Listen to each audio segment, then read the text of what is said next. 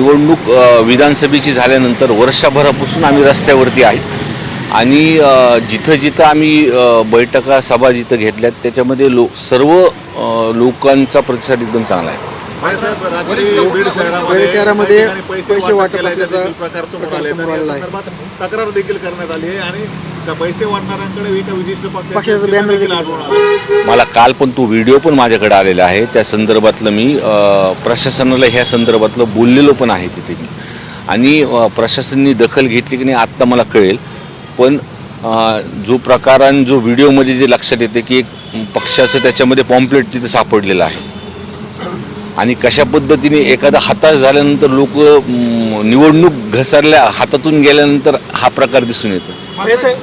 कमान ही तुम्ही एकट्याने सांभाळली आहे. दुसऱ्या पक्षाचं जर बघितलं मुख्यमंत्री उपमुख्यमंत्री बीडच्या मैदानात आले होते, आरोप प्रत्यारोप झाले, मात्र तुमच्या पक्षाचा कुठलाही वरिष्ठ पदाधिकारी नेता आला नाही, एकट्याने प्रचाराचं कमान सांभाळले. नाही मी एकटा नव्हतो, माझ्यासोबत लोक होते. सलीमभाई माझ्यासोबत होते, आमच्या पक्षाचे अध्यक्ष माझ्यासोबत होते आणि लोक सोबत असल्यावर काय आहे, जर मला असं वाटतं त्यांचे लोक त्यांच्या अडचणीत आहेत म्हणून त्यांचे वरिष्ठ लोकांना त्यांनी वारंवार तिथं बोलवलं. जे काही बोगस मतदान आहे त्यासाठी काय बनवले जातात? माझं पूर्णपणे बोगस मतदानावरती लक्ष आहे.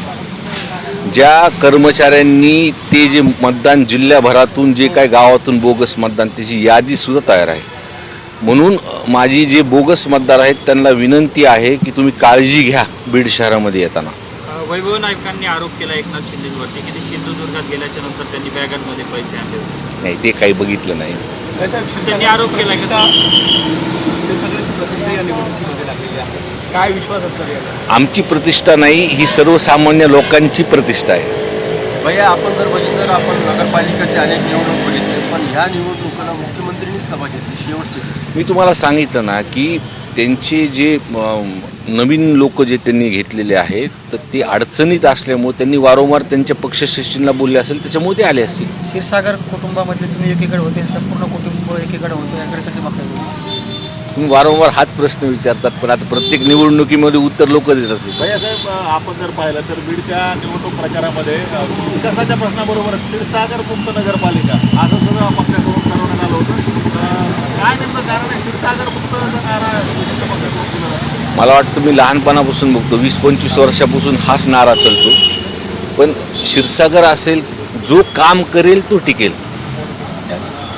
थँक्यू भैया, थँक्यू.